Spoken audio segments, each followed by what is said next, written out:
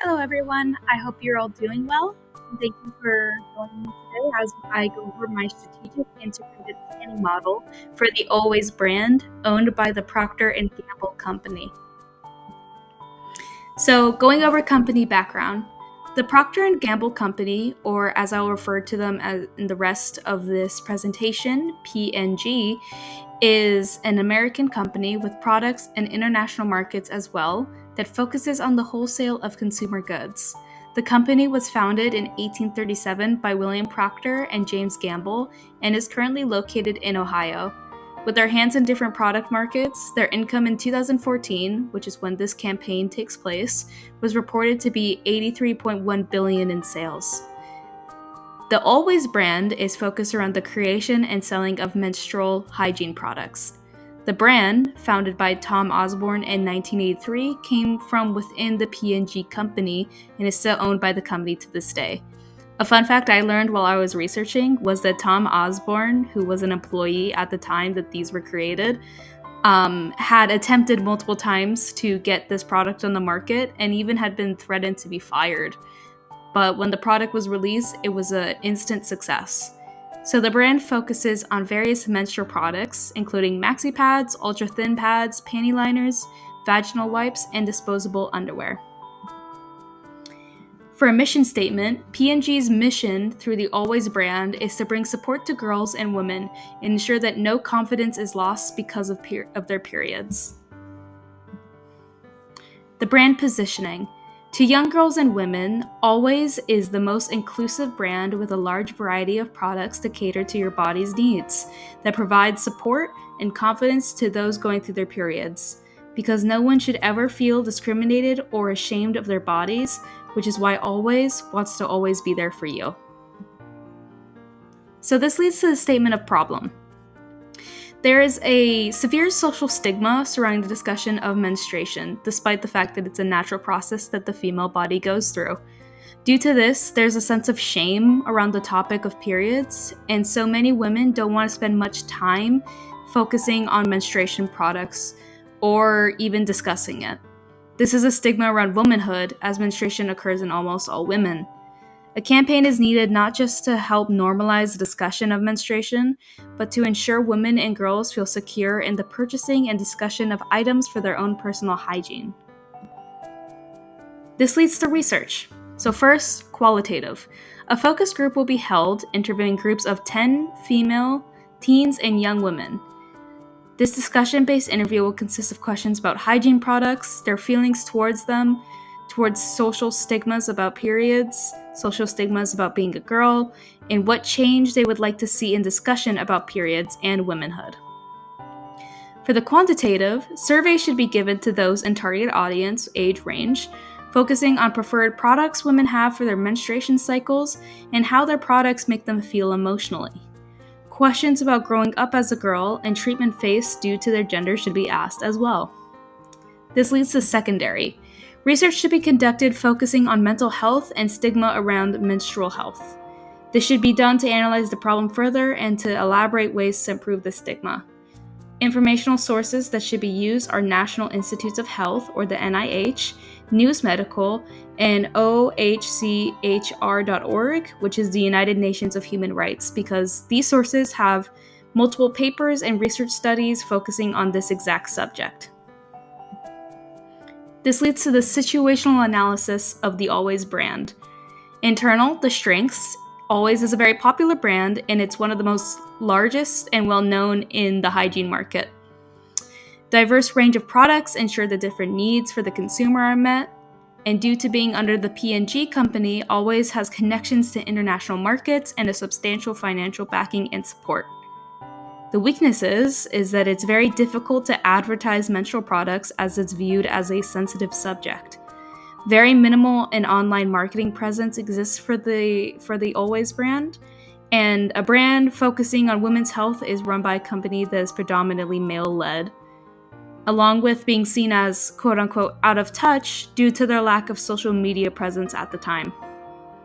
This leads to the external. Opportunities. There is a real chance to create positive social change that will benefit those who have periods and need to purchase menstrual products. There's also the chance to expand social media marketing work and social media presence, and becoming seen as the top menstrual hygiene brand, beating out competitors. This leads to the threats, though. The societal stigma around discussing menstrual products and periods may make any campaign difficult to do.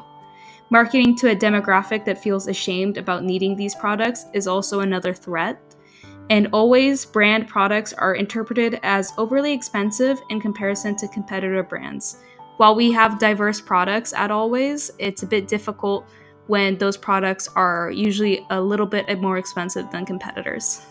So, strategic insights from the strategic analysis. With P&G wanting the Always brand to be seen as a way to bring social change to how menstruation is discussed, a campaign should be created focusing on being a movement and encouraging their audience to engage in this uplifting movement. There should be a focus on speaking to younger teenage girls to young women, as they are the demographic that tend to be the most negatively impacted by the stigma around female menstruation. Along with this audience is actually one of the most engaged online groups, so they will drive the most social engagement. While this campaign should be a mix of online and offline, a large portion of it should be focused on social media to both improve the Always brand interpretation and also due to the potential that marketing online has. So, then there's communication goals.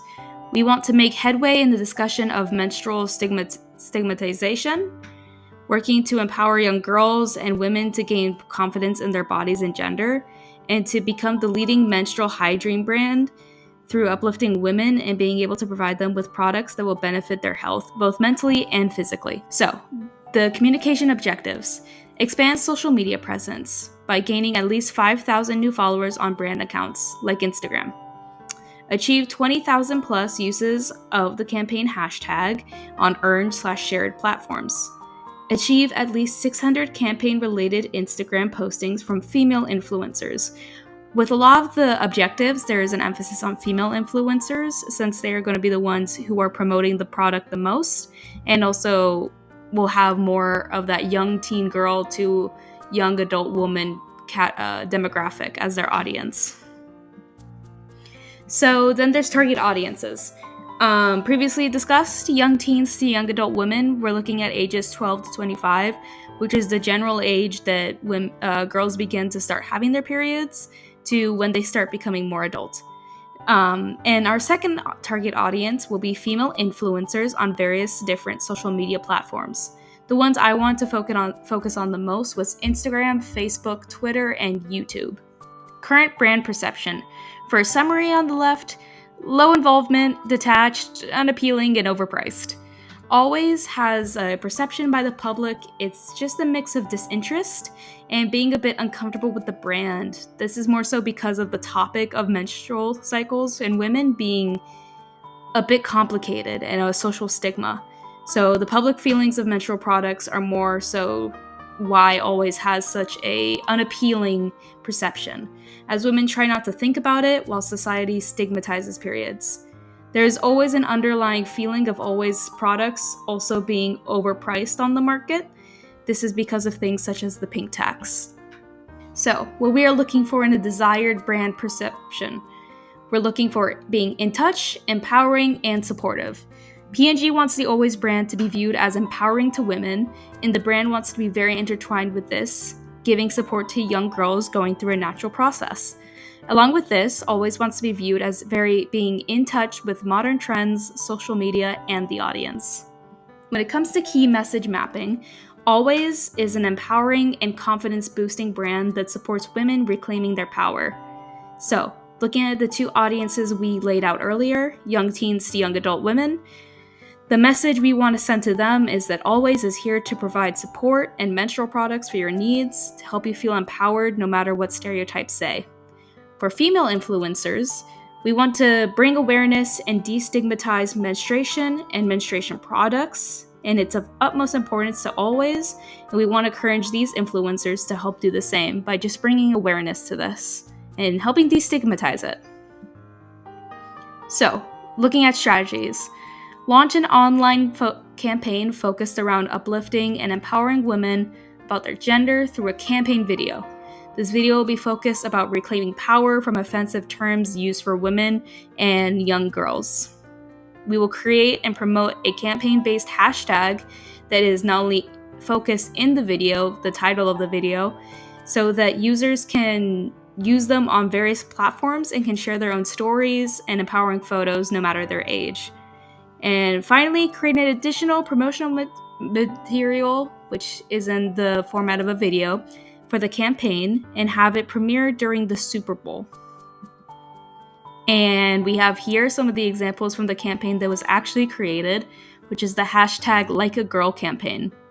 And the idea behind it is that hashtag Like a Girl is referencing how people do things like a girl as an insult. So you can see here, throw like a girl is sometimes used as an insult, but the campaign is reclaiming these things, saying hashtag Like a Girl is empowering. You can see it at the bottom there where it says rewrite the rules. It's rewriting these stereotypes that were used to harm girls and women. Here's another example as well from the promotional video where it tells people to share, tweet, and watch. So this leads to tactics. First is paid. Purchase an advertisement slot to play during the Super Bowl. Then sponsor influencers to make sponsored content for the campaign. This would obviously be disclosed. Hire photographers, directors, and actresses to star in the promotional video and photos for the campaign. Then there's earned. Receive positive feedback for feminist message from news outlets. Send promotional material to journalists before publication of the campaign to get some possible coverage. Once again, since Always is not a very large brand in the eyes of marketing, this may not work as effectively, but once the campaign begins to start taking its wings and becoming popular, this may have some benefit. Then there's shared. Encourage the use of the campaign-based hashtag on all social media platforms. Like I mentioned, Instagram, Facebook, YouTube, and Twitter are the largest ones for this because a lot of their algorithm relies on a hashtag system. Then there's owned. Repost and share content underneath the campaign hashtag. Continue to promote the campaign hashtag throughout all social media accounts. This helps keep the campaign alive and keeps it going. Then there's the KPIs. They're shared, receive at least 50,000 social media impressions via use of the campaign hashtag. Owned, gain at least 1,000 new followers on all of the Always brand accounts. Then earned, gained at least 50 new media placements following the campaign's launch. Here's just a general timeline. Unfortunately, the Always brand did not release an official timeline. So during the months of April and May 2014, filming of promotional material. June 2014 is when the publication of the original campaign video was released on YouTube, and the hashtag was promoted both within the video. The name of the video is hashtag Like a Girl, which also promotes it. Then through the following months, July to January, which is 6 months, promote and continue use of the hashtag. This would follow the previous strategies of reposting content that people do, highlighting it on your story of the brand, the Always brand accounts, and continue keeping it alive. And then February 2015 is when the Super Bowl took place and the Super Bowl ad was released, which helped reinvigorate the campaign and brought it to the attention of more people. So the budget was not publicly disclosed for the P&G company's campaign. However, we do know it did cost a hefty amount because Super Bowl ads can cost up to $1 million to $3 million to produce and to have shown during the program. We can ascertain that the campaign cost over this amount since this was only one facet of it. So thank you for your time. It was very interesting doing this deconstruction, especially since there was a lot of societal stigmatization around it. I had a lot of fun learning about the products and just the campaign itself. It's pretty fun and it's pretty cute for an early, one of the earlier campaign that was going on in marketing online. So it was interesting to learn about. So thank you for watching. I hope you guys have a good rest of your day or night. Talk to you soon. Bye.